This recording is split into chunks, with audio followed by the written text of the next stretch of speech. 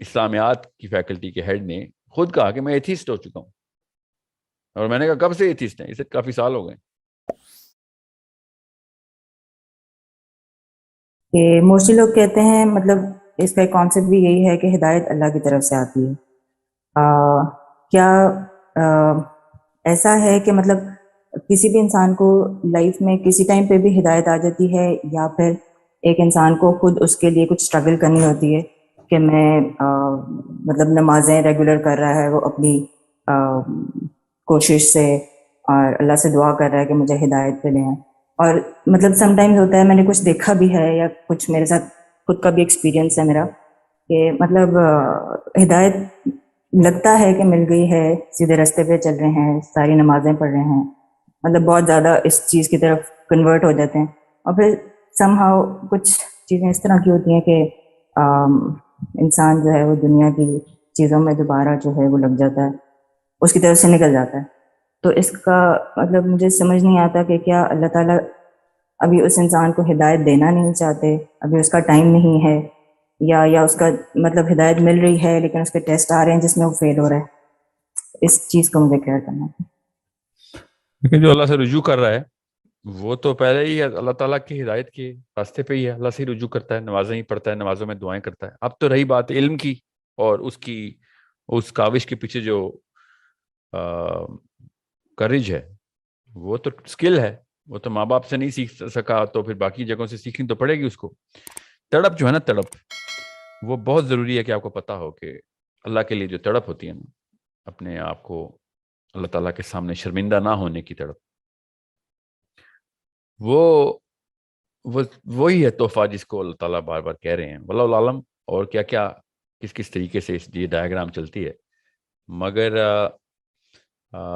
یہ تو ظاہر کے اوپر ضرب لگا کے بتا رہا ہوں کہ جو بندے اللہ سے مبرہ ہونے کی کوشش کرتے ہیں، جو بندے کہتے ہیں کہ ہمیں اللہ کی ضرورت نہیں، یا پھر یہ کہتے ہیں کہ نہیں یہ دین کا معاملہ نا، یہ ہمارے بس کی، ہم دنیا کے ہی ہیں، تو اللہ تعالیٰ پھر ان کو پھر بار بار ہٹ دھرم کہتے ہیں، جو روزہ جزا کو جھٹلا دیتے ہیں.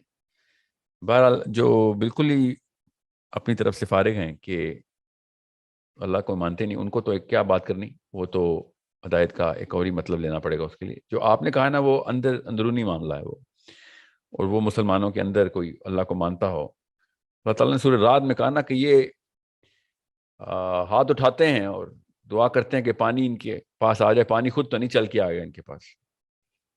ٹھیک ہے، تو وہ جو ہے نا معاملہ، وہ نجی اندرونی معاملہ ہے مسلمانوں کے اندر، کہ ایک بندہ دین کے اوپر اپنے آپ کو اسٹیبلش کر چکا ہے، ایمان رکھتا ہے اللہ پہ، قیامت پہ ایمان ہے. بہت ضروری ہے کہ وہ روزہ جزا پہ ایمان رکھتا ہے، مگر باقی کے معاملات دنیاوی طور پہ وہ اس میں دین کے اصول جو ہے نا وہ اس کی کوئی فکر نہیں کرتا. تو اس کے لیے پھر معاملات جو ہے نا وہ تو بار بار آٹو کریکٹ اپنے آپ کو چلنا، غلطی کرنا، پھر توبہ تائب ہونا، ندامت ہونا. جس کی پہلی ندامت ہے وہ شرمندہ ہے پہلے سے ہی، اللہ تعالیٰ کے پاس جانے کے لیے بےتاب بھی ہے، شرمسار بھی ہے اپنے، وہ تو ہدایت پہ ہی ہے. باقی معاملات تو علم اور سکل اور ہنر کا ہے کہ اللہ تعالیٰ نے جو دیکھیں، اللہ تعالیٰ نے ہدایت اپنے پاس رکھی. ٹھیک ہے، اور اللہ صاحب صاحب کہا، کئی دفعہ کہا اللہ نے کہ اللہ ہی جسے چاہے ہدایت دے، اللہ ہی جسے چاہے گمراہ کر دے. ساتھ ہی اللہ تعالیٰ نے یہ بھی بتا دیا کہ علم حاصل کرنا فرض ہے. ٹھیک ہے، تو جو آپ نے بات کی نا اس میں دونوں کا مکسچر ہے کہ کتنا ایک علم ہو، دوسرا علم اگر ہو تو اس کے باوجود بھی اللہ کو نہ مان رہا ہو تو وہ تو پھر اس پہ تو مہر کی بات ہے نا. اب دیکھیں نا، نبی علیہ السلام کے جو ساتھی تھے مکہ میں، ان میں زیادہ تر لوگ پڑھے لکھے نہیں تھے. ٹھیک ہے، جن کو یہ کفار جاہل کہتے تھے. ٹھیک ہے، تو مگر جو یہ پڑھے لکھے تھے مکی، بڑے بڑے سورما، وہ اللہ ان کو ہدایت پہ نہیں لے کے آ رہے تھے. ٹھیک ہے، اور جب بدر ہوئی تو اللہ کے نبی علیہ السلام نے کیا کہا کہ ہمارے ان لوگوں کو پڑھنا لکھنا سکھاؤ ایز اے پنشمنٹ، تب چھوڑ دیں گے تمہیں. تو علم ایک الگ چیز ہے، سمجھ ایک، شعور ایک الگ چیز ہے، اور ہدایت ایک ٹوٹلی الگ چیز ہے. علم کے تھرو شعور آتا ہے، اور شعور جو ہے وہ تب تک کافی نہیں ہوتا تب تک جب تک اللہ نہ چاہے، اور اللہ اسی کو ہدایت کہتے ہیں. پھر علم ہو یا نہ ہو، آپ ہر دھرمی پہ آ جائیں،